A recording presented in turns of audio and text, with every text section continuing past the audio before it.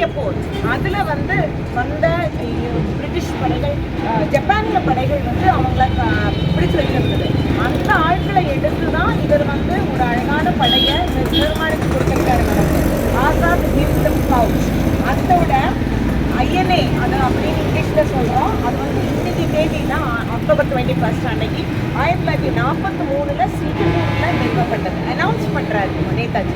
அது ஏற்கனவே நிறுவனவர் வந்து இன்னொருத்தர் மோகன் சிங் அப்படின்னு. அது எவ்வளோ பேருக்கு தெரியும்னு எனக்கு தெரியல. மோகன் சிங் அவர்கிட்டருந்து இவருக்கு கை மாறிச்சு. அப்போது இவங்க வந்து ஒரு நம்ம அதுலேருந்து என்ன லீடர்ஷிப் படிக்கிறோம்னா தான் ஏற்கனவே இந்த விஷயங்கள்லேருந்து ரொம்ப அழகாக ஒரு தலைவர் வந்து தனக்கானதாக அதை ஆக்கிக்கணும். அந்த விஷயம் நம்ம கற்றுக்கிறோம். இப்போ இந்த சிங் ஜப்பானியர் இருவருக்கும் ஏற்பட்ட பிரச்சனையால தான் அதை வந்து இது நேதாஜி கைக்கு வருது. அதை கொடுத்தவர் இன்னொரு வங்காள ஆடு ராஷ் பெஹாரி.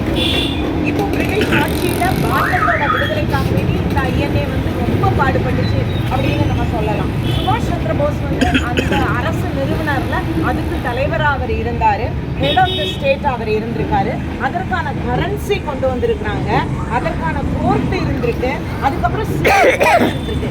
இவ்வளோ அழகான விஷயங்களை எல்லாம் அவரால் வந்து கட்டமைக்க முடிஞ்சுது. அதுவும் அந்த காலகட்டத்தில் இது சுதந்திரத்துக்கு முன்னாடி. அப்படின்னா அதை நினைச்சே பார்க்க முடியும். ஏன்னா இன்னைக்கு நமக்கு எல்லாருமே கஷ்டப்படுறோம். ஏதோ ஒரு வகையில் வருஷக்கணக்காக நம்ம போராடிட்டே இருக்கோம். ஏதாவது செய்யணும், நல்லது இந்த தேசத்துக்கு, நிறைய பேரை கூட்டணும்னு. ஆனால் நம்மளுக்கு ஆகிறது இல்லை.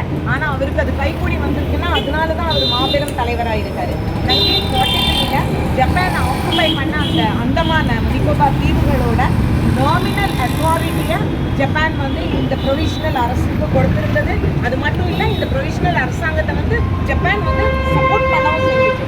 ஆசாத் ஹிந்த் ஃபௌஜ் ஆரம்பித்த உடனேயே பிரிட்டிஷ் இந்தியன் ஆர்மியை அது எதிர்த்தது. இம்மீடியட்டாக அது எதிர்த்தது. அப்போ அவ்வளோ வல்லமை நேதாஜிக்கு இருந்தது. இந்த provisional court of government of இந்தியாவோட ஹெட் ஆஃப் த ஸ்டேட் மாத்திரம் இல்லை, prime minister, minister for war and foreign affairs அதுவாகவும் நம்ம நேதாஜி இருந்தாங்க. அந்த காலத்தில் சிங்கப்பூரில் ரொம்ப பிரபலமான ஒரு மருத்துவர், பெண் மருத்துவர் இருந்தாங்க. அவங்க வந்து கைனகாலஜிஸ்ட். அவங்க பேர் வந்து என்னன்னு தெரியுமா? லக்ஷ்மி சுவாமிநாதன். கல்யாணத்துக்கு அப்புறம் அவர் லக்ஷ்மி சேகல் அப்படின்னு ஆனாங்க. அவங்க வந்து பெரிய பணக்காரங்க. ஆனால் அது எல்லாத்தையும் அவங்க விட்டுட்டு அவங்க இந்த படையில் ராணி ஜான்சி ரெஜிமெண்ட்டோட பெண் தலைவியாக இருந்தாங்க. அது பெண் சோல்ஜர்ஸ் பிரிகேடோட தலைவியாக இருந்தாங்க. இது வந்து பெண்கள் பின்னாடி இந்த அரசு நிறுவப்பட்ட பிறகும், இன்னைக்கு நம்ம கொண்டாடுறோம் இல்லையா, இந்த அரசு நிறுவப்பட்ட பிறகும் அவங்க வந்து லக்ஷ்மி வந்து பெண்கள் பிரிவுக்கு பொறுப்பேற்றதை நம்ம பார்க்குறோம். அதனால இன்னைக்கு இவங்க எல்லாம் அவர் மண்ணு இவர் மண்ணா அவங்க வந்து சுதந்திரம் கொடுத்தாங்க, பெண்களுக்கு அவ்வளோ உரிமை கொடுத்தாங்கன்னு சொல்றதெல்லாம் வாய் ஜாலம்.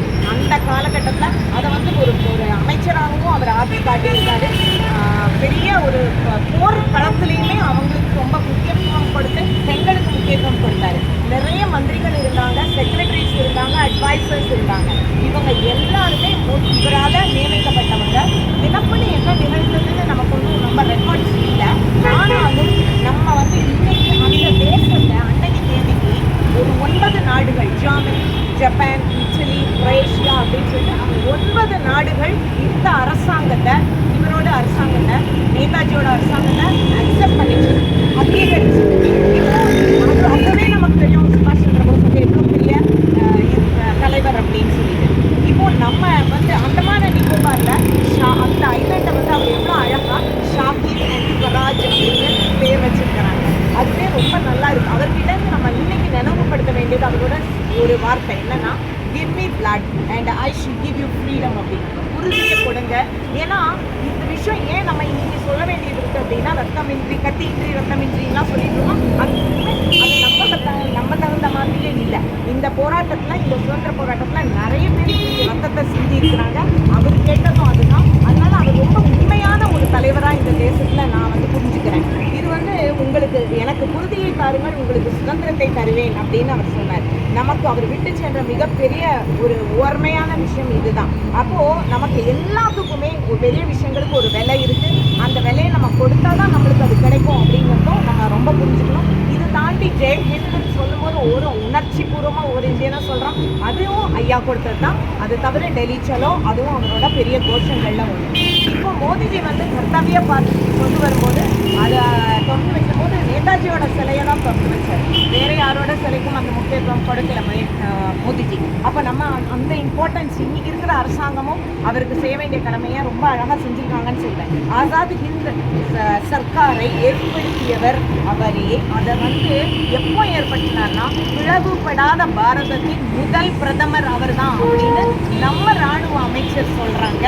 அது வந்து பாதுகாப்புத்துறை அமைச்சர் சொல்றாங்க. அது ராஜ்நாத் சிங்குக்கும் நம்ம வந்து இந்த நேரத்தில் கடமைப்பட்டிருக்கோம். ஏன்னா இவ்வளோ பெரிய விஷயத்த ஆள்ற அரசாங்கம் சொல்லும்போது அதுக்கான ஒரு பெரிய அங்கீகாரம் கிடைக்குது. ஆனால் ஒரு நல்ல தலைவர் அப்படின்னு சொன்னா அவங்க இந்த மாதிரியான பேர் புகழ் அதெல்லாம் கிடைக்கிறதுனால அவங்க தலைவர் இல்லை. அவங்க நம்ம சுற்றி போயிட்டு இருக்கிற ஒரு கல்ச்சர்னால நாம கொஞ்சம் பேர் ஆனாலும் ரொம்ப சந்தோஷமா இருக்கு எனக்கு உங்களை எல்லாம் இன்னைக்கு பார்க்கறதுல.